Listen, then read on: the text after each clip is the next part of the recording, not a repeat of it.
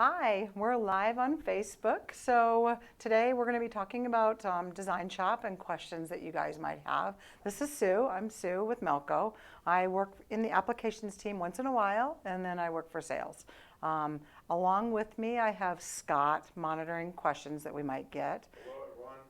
Yep, he said hello. And then Nate's in the background as well too. So if I can't answer a question, maybe his expertise might come up. But hopefully we'll get all the questions answered in this 30-minute segment, or if we go over, that's fine too. So I do have some questions that we have had asked this week. So I thought I would start with that. I'll bring up this list once in a while, just so you can see. I'll cover the list. Just so you know, there are lots of videos on YouTube under Melco Education. You just type in Melco Education, and there's lots of videos already done. And then Melco has, oops, I spelled it wrong. Melco has a service website called Knowledge Base, which is really nice. And I will also refer you to Design Shop help manuals. We've actually had people learn the software by just reading the Design Shop help manual. So believe it or not, it's very helpful. That makes me happy. Yeah, and I've talked to a lot of people that have done that as well. So on Melco University, if you go to melcouniversity.com, you can go to the pre-recorded videos as well. So just know there's lots of help out there. Besides, every Friday we do these Facebook Live sessions. So I'm going to go into Design Shop, and I'm going to start with step and repeat. So let's load a design. I'm just going to start with, you have these designs, everybody does. So I'm just going to type feet in here.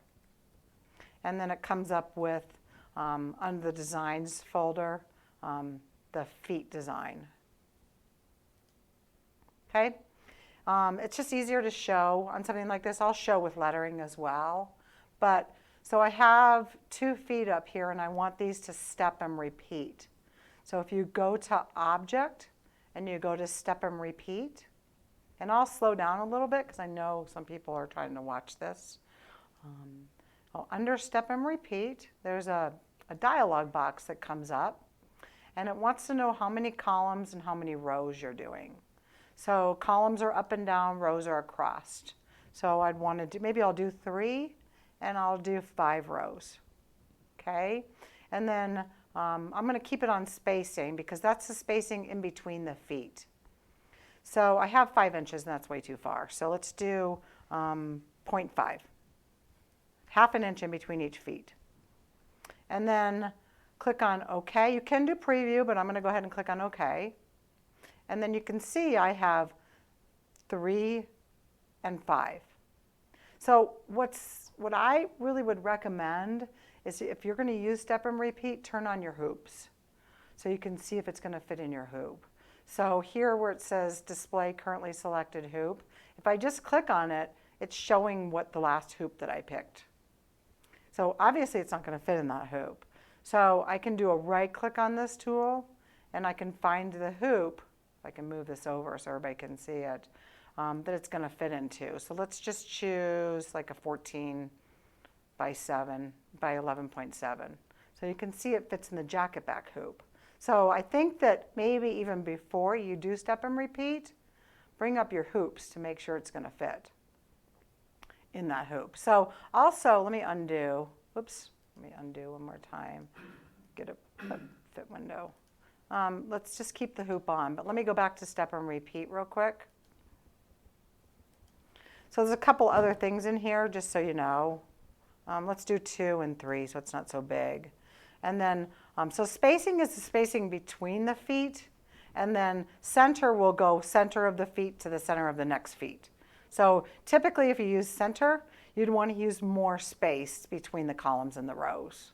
You want to make sure that that spacing is at least as wide and tall as the design you're repeating. Yeah, so I'd want to probably put in 2 inches here or something if I did that. So I think it's just easier to do space, between the feet, but you can play around with it for sure. So click on OK, and then there it is. And you can see it doesn't fit in this hoop either.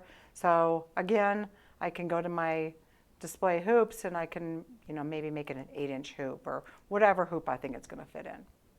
So that's step and repeat. I don't think Scott has any questions on that. Also, I wanted to mention that if you do have more questions on step and repeat and any features that we're going to talk about, they're all in the Design Shop manual as well. So if you can't find it in any of the search engines that I've given you, try the Design Shop manual. It really does work. So right here, see where this question mark is, help topics?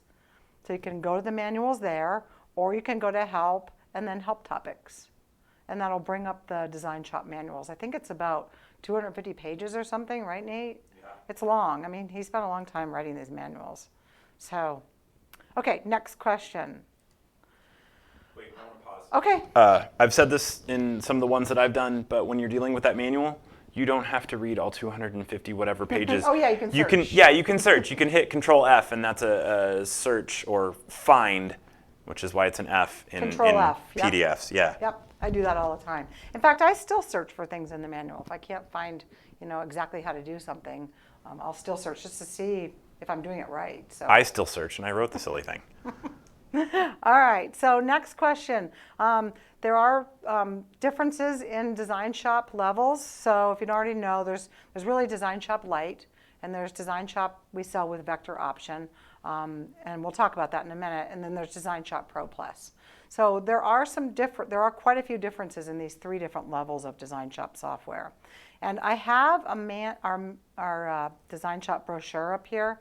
So you can always go to melco.com and pull up a Melco brochure. We're going to post a link to that as well.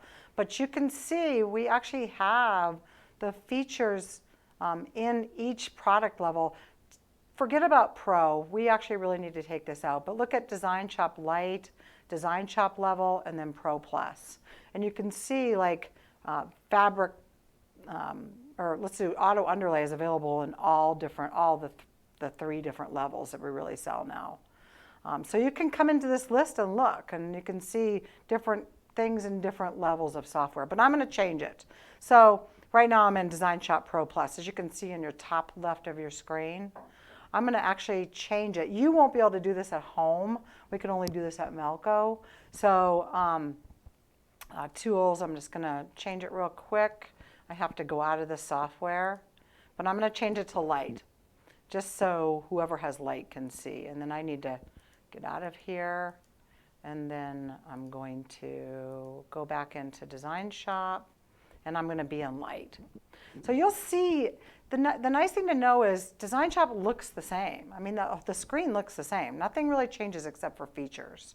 So in Design Shop Lite, for example, you can do lettering. So we have all the lettering alphabets in here. So I could type Melco, and I can still do lettering. Let me change the color, because black comes out really bad.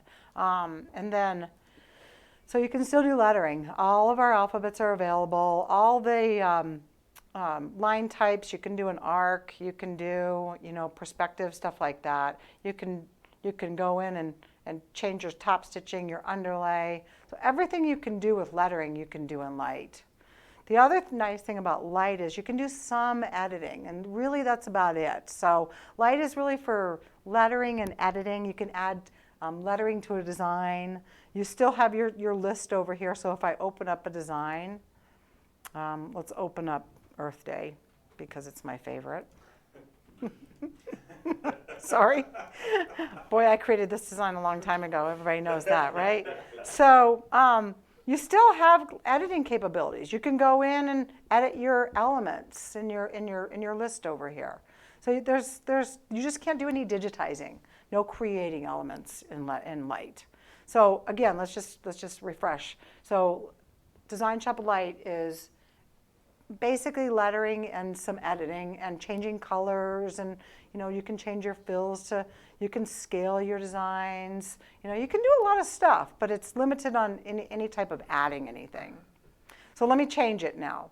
I don't know if there's any questions on that. Scott's going to let me know. Okay.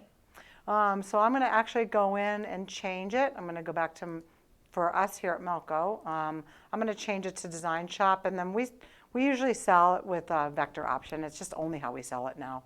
So I'm going to change it, and then I'm going to get out and get back in so I can show you the difference. I can show you that the screen looks exactly the same. So you still have the same platform. You still have lettering still here, except there's more things you can do with Design Shop with Vector Option. So what it means is you can convert vector graphics to stitches. There's still some stuff you need to do to that, but you also have some of your digitizing tools as well.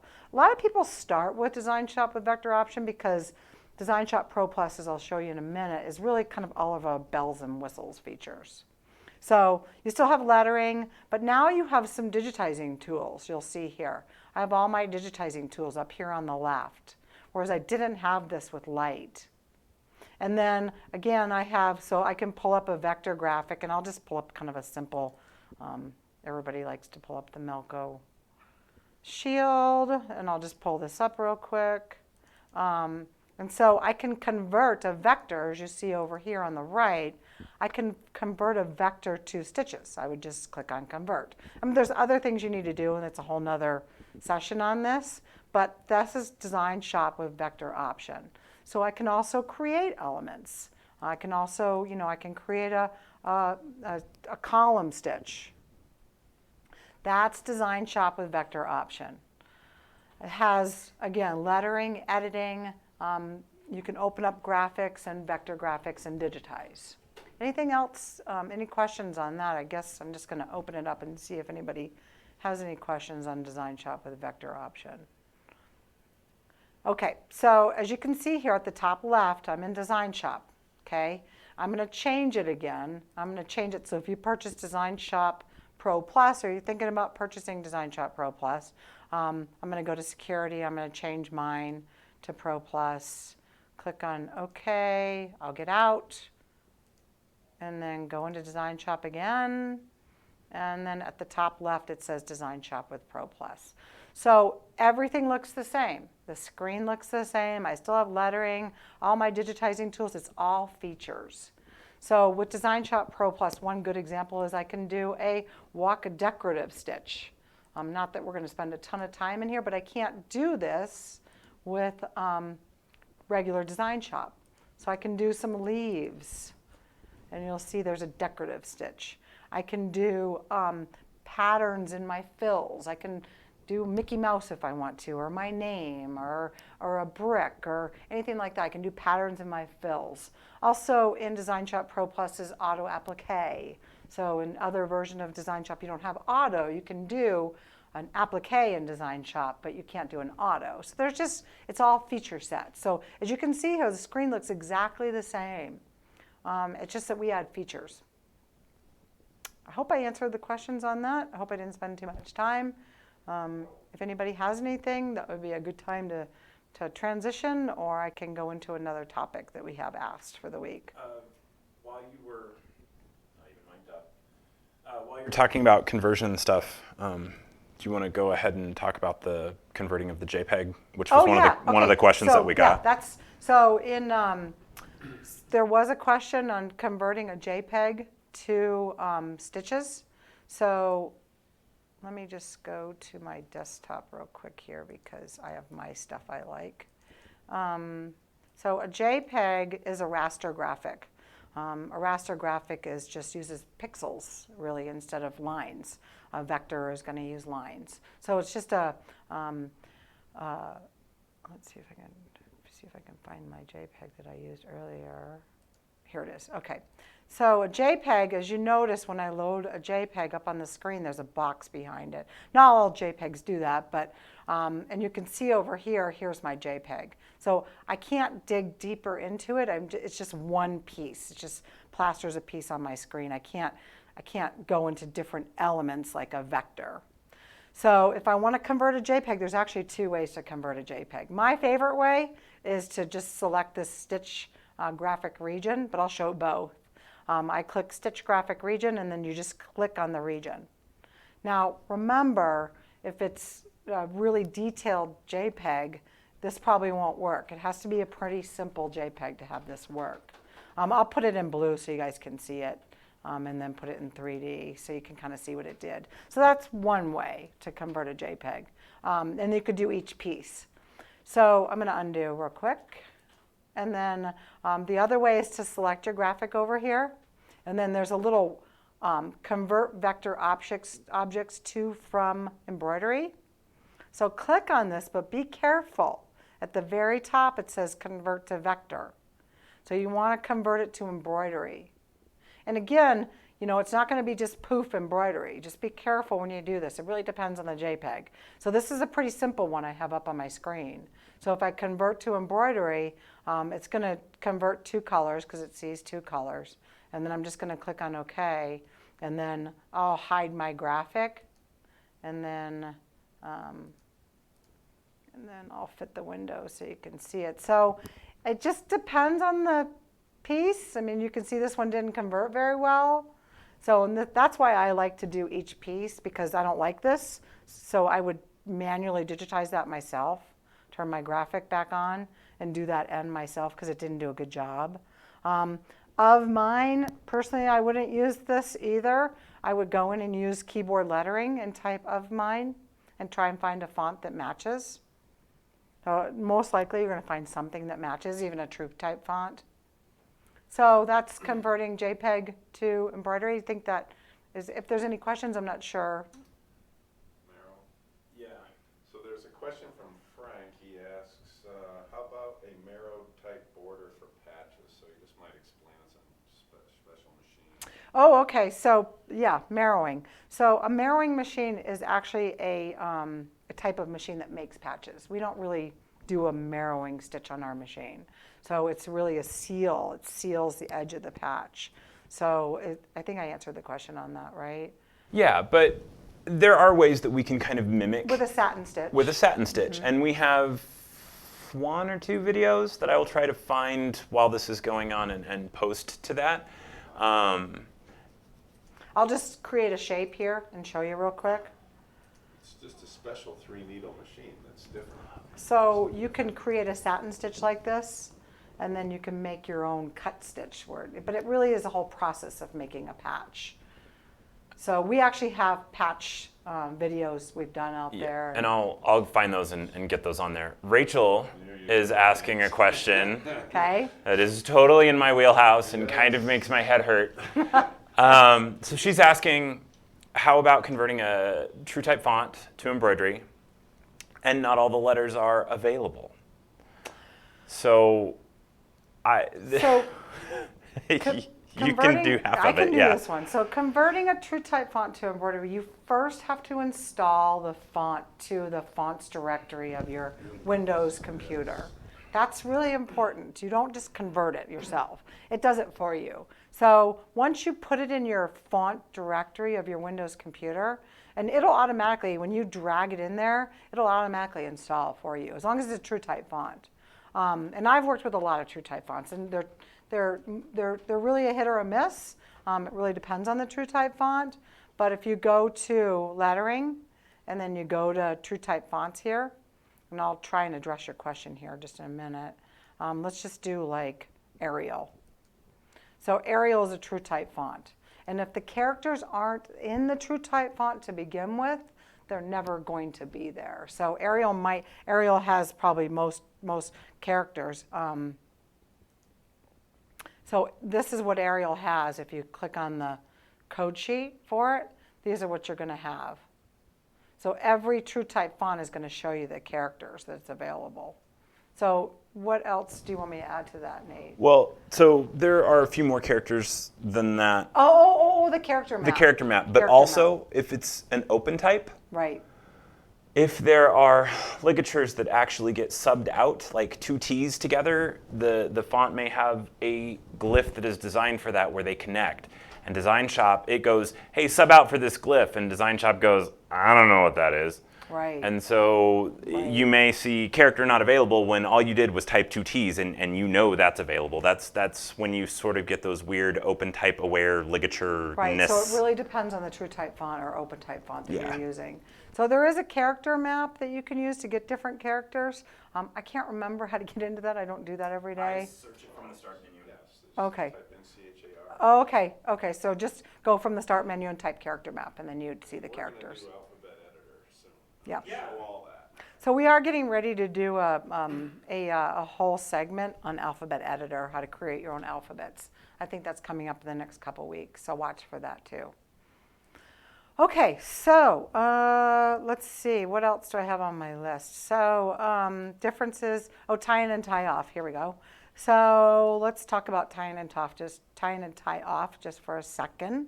I'm going to bring up lettering because it's easier to talk about with lettering. And then I'm just going to type in Melco. It's going to come out black because that's what my default color is over here. So let's just, because you can actually see the tie-ins and tie-offs if you really zoom in. So here we go. Let's go to tie in and tie off right here. So we recommend, we have really good defaults, by the way, on this. We spend a lot of time on making the right defaults work. So style 1, there's a few styles here, and we've had a few questions on this. What I would do is I would either stay with a style 1 or a style 5. Style 1 for 95% of what you do. A style 5 is for things that you want to use that are a little bit more aggressive fabrics, like 3D foam, stuff like that, although I still use a style 1, but a style 5 is just for a little more aggressive fabrics. But a style 1 is going to do a width of 7 of the tie-in. So if you don't already know what a tie-in and tie-off is, a tie-in is at the beginning. So it's going to, so when the needle starts coming down and sewing, it's doing a tie-in stitch. And then it starts speeding up. So it ties it in so it doesn't really pull it out of your needle. You really need a tie-in stitch for trimmers. It's just the necessary part of trimmers. And it's defaulted on, as you can see. And so it's going to do 3 stitches. It's going to do 3 little tie-in stitches at a width of 7. And then a tie-off stitches at the end, so it doesn't come out. So mainly for fabrics like performance fabrics. I mean, if you don't have tie-off stitches, your stitches are going to unravel for sure. So you always want tie-off stitches. And we again have a style 1. The width is 6, and the number of stitches really defaults. It's to default because it depends on the width of your stitch. So these are really good properties. I would stay with these. Again, a 5, and if you want to look at the types, show types here, you can kind of see what they do a little bit. I'm not really a fan of a 2, 3, or 4. I think they're more of an older type. But a 5 is, a 2, what a 2 is going to do, just so you know, I should explain this. What a 2 is going to do is it's going to, the top stitch is going to go in the same needle penetrations as your tie-in stitch. So to me, it's kind of worthless, really. That's why I would stick with a style 1 or a 5 for more aggressive fabrics, or applications, I should say. Any questions on that, Scott? Okay. We're looking forward to the Alphabet Editor video. Alphabet Editor is yeah, it's good. All right, so let's go back to, I converted a JPEG to stitches. We did have a question on a knockdown stitch, and I just wanted to point out right here, if you go to the Melco Education under YouTube, Samantha did an awesome stitch. We call it a primer stitch, not a knockdown. Some people, I mean, it's just a phrase, but it's also called Melco calls it a primer stitch. So watch this video, it's awesome. I actually did a Christmas stocking at Christmas this year and put the name upside down, believe it or not, and I couldn't pull it out. So I went and watched her video on how to do a knockdown stitch, and because I never do them, and I learned how to do a knockdown stitch to cover my mistake. I'm not saying that's what you're going to use it for, but it's really nice to cover thick fabrics like Christmas stocking stuff, and some people just like that background of the fill behind it. So anyway, that's nice video on that. Let's see what else we could talk about, unless there's any questions coming up, Scott. No, we're good. So if there's no questions, I want to use up a little bit more time, and I have I want to be able to I want to show you guys what auto shapes are with borders. So there's a couple ways to do this. Unless a question comes up, Scott, let me know. I'll let you know. So auto shapes are, we have circle and a square, and you can make ovals and circles, and also I think Samantha even actually did this last week. But I'm going to go ahead and do a complex fill and do a square. And then I'm just going to draw a square. And by the way, see how I'm drawing it on the screen? If you hold down your shift key, it'll pop to an exact, oops, undo. I didn't mean to do that. There's always undo, right? That's your oops key. Let's just do a regular square. Or it's not a true square, but I'm going to change the color again to blue because I think it's easier to see. So auto shapes, you can actually do a border around this. And there's a couple ways of doing that. If you do a right click on the shape, you can go to operations and you can go to change element type. And I'll leave that up here just so you guys can see this. So it's operations and change element type. And then once you get into this dialog box, you can change it. So I can say I want to add or replace it. And I'm going to add a single line around it. I'm not going to replace it, I'm going to add it. So now I just added a single line stitch around this shape. I'll undo and select the element, go to operations, change element type, and I can also change it. That's replace. So now it's just a single line. Okay, let me undo one more time. Select the shape. There's hotkeys for doing this. So if you hold your shift key down and you click on single line, it's going to add the shape. Let me do that again. So select the shape, hold your shift key down, and select single line. If you undo, if I hold my control key down and select single line, it replaces it. So there's some hotkeys for doing some of these. If you're not sure, just select the shape, do a right click, go to operations, and change element type. There's lots of other things you can do in here as well. So some shapes just require a border around it. I actually have an example I'm going to show you real quick. Scott might remember this design. Okay, so look at this of Colorado right down here. Do you see how it has a border around it? This logo didn't have this border. When they provided this logo to us, there was no border around it. And that's this right here.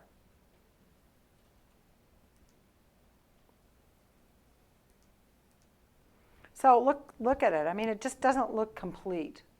So when you're digitizing, you may just want to add a border around fills. And that's all we did. I mean, we made some changes to this. We actually made it, if you go to single line, we actually made it so it's a little bit right of it. But there's some options you can do. I'm just saying that borders sometimes really make or break your designs. So and you can do that with auto shapes. Okay, so I'm going to open it up for questions. Go back to here. Oh, right. Another question is, can you go over some of the properties under top stitching, under Sure. advanced? Sure, yeah. So top stitching for lettering or for just I don't think it matters. I think any multi-stitch line element. So top stitching under advanced here? Yes. Okay, now you're going to test my Just memory. go to properties, right click properties. She's on it. You're just behind. Oh. Yeah. Okay, you might have to help me with this a little bit, Nate. So, When needed. fill, right now we're looking at a fill stitch, so it's a little bit different than a satin stitch. The properties may come up a little bit different. So that's why I'm not sure if we're talking about a fill stitch or a satin stitch, but let me go over I these. think most of them are going to be the same. Okay. Minimum stitch length on stitch line. So that's the smallest stitch it's ever going to make. So really I wouldn't go below an 8 or a 5 for sure, because then you're going to get thread breaks. So that's just the smallest stitch it's ever going to make. Now, I just totally, I think, lied to you. I think that is specific to fills. I think satins you can Right. shrink down a little Right. bit more than that. Right. Just be careful because going smaller than that can cause thread breaks. Fill overlap lines. So what this is going to do is if you turn this on, it's going to overlap the fill lines.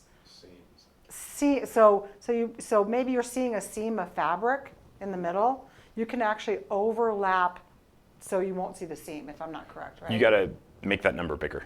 Right. This number. No, the one that's you're Right. a line Sorry, off. sorry, There sorry. you go. Right here.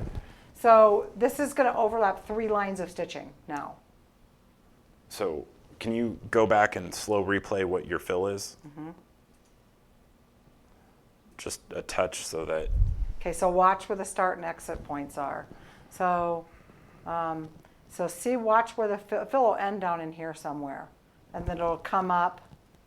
It depends on where your start and exit points are, and then it comes up and it overlaps this line right here. Yeah, you had three stitch lines of overlap, and Right. Sue's got entry, Beautiful. allow. Entry and exit. Thank you. Allow interior entry and exit points. That means it can exit inside the fill. Yep. So I can change this anywhere I want. If I put it there, it'll exit there. If you have that turned off, you can still have a fill meet back up with itself, but it will throw that tie stitch to the edge, whichever is closest on the stitch line to It'll be the closest. Yeah. I would just leave it on. But this is very valid asking this question here because sometimes this happens. When you're doing a fill, it depends on the fabric you're sewing on. So if you're sewing on really stretchy fabric, it may not overlap enough. So this is a good point. Travel length. Nate might have to answer that question. I don't go into this all the time. This is great. One of the questions earlier that I missed, or we talked about earlier, was what happens if my travel stitches are sticking out, or my underlay, and they are slightly different in their Yep. purpose, but they still Yep. stick in the same way, and this Yep. still works. Shorter stitches sink down into the fabric more. Longer stitches stay up out of the fabric more. So if you're having stitches that flop over and stick outside of your Like an O or something like satin, that. yeah. Yes, because you can't go around a curve as easily because you don't really have a curved stitch. You just have straight points going around. If you shorten that, you will follow the curve a little bit better. It will sink down into the fabric a little bit better. And it's less likely to hang out. Now, the flip side of that is it is not going to build up your stitches as much if you want a little more oomph in your stitching. Scott and I argue all the time over what's the appropriate travel stitch length. He likes a little bit longer because he likes to get like done 20, faster. yeah. I like a little bit shorter than that because I deal with smaller, finer things more often. Right. But 20 is a good happy medium. 20 is a good happy medium. But don't be afraid to go in there and adjust it to your application. Bigger or a jacket back where it's connecting the fill parts. Okay, they can't hear them. So it should jacket back where it's connecting the fill parts, yeah. Larger fills, Right. larger travel stitches. Larger fills, larger travel. I mean, it's the stitch length. Each time the needle penetration comes down. So stitches just don't curve by themselves. What makes them curve is the shortness of the stitch. All right, so let's go back to properties, advanced, fill parameters, minimum stitch length, maximum stitch length. Do you want to go into all this? That is pretty much what it sounds like. If it's less than that, you gotta pull out a stitch, and if it's don't. Just post another question if you have another question in this area because it gets into some advanced stuff. So. The ones that I would definitely go into are short stitches, because we talk about it with short stitches. The width and this is kind of funny, it's not 150% of the stitch width, it's 150% of a hard-coded short stitch. So you can have it go out or in a little bit more. I lost it. The threshold is when do they kick in? Right. Yeah, and it's a percentage of, and I get lost on which way the numbers go, but if the outside distance is X percentage of the inside distance or the other way around, kick it in or don't. So you can change when those kick in. And then disable short stitches when the stitch line is less than. But I guess you should know what short stitches are, right? That's a good point too. You want to zoom in and show that? Sorry. Especially on this. Let me take it out of 3D. So here's the short stitches. This is what Nate's referring to. That was super convenient. So yeah, so if you're dealing with really, really tiny letters, and we used to say, turn short stitches off, because if you're dealing with short letters or small letters, your stitches are short enough anyway, and if you have short stitches on, it's going to generate even shorter stitches, which is going to cause you thread breaks.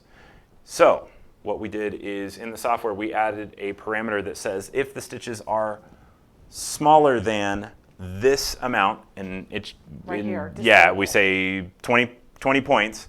Disable 'em. Go ahead and just let the stitches be their normal length. Don't use a short stitch for that. So you don't have to worry about, oh, do I need to use them? Do I not? We're automatically doing that for Which you. is a really good default. Except for Puff. Except for Puff. Except You don't for want these Puff. on Puff. Scott says except for Puff. I totally agree. So turn them off. Turn them off. To for turn Puff. off, And you well, can, that's turning off short stitches in general, yeah, which is a different setting here. Can you Yeah. show that one? yeah. Yeah. If I can find it, it's right here. And the right. reason Scott says that is if your puff is cut by the needle penetrations, so if your needle penetrations are all in different spots, you're not going to get a clean line. So that's totally different than what we're talking about in the properties, in Yes. the advanced. So this is just gonna turn them off. So there's no short stitches anymore.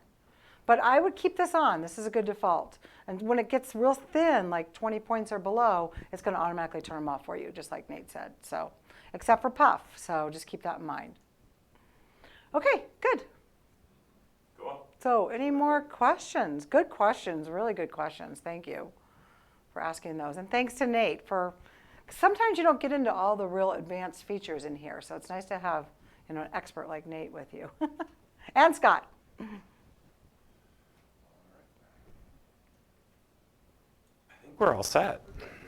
Yeah, just one more reminder, if you YouTube, Melco Service, the knowledge base, there's tons on there. Design Shop help manuals, Melco University, there's lots of pre-recorded videos on Design Shop, so there's lots out there for you.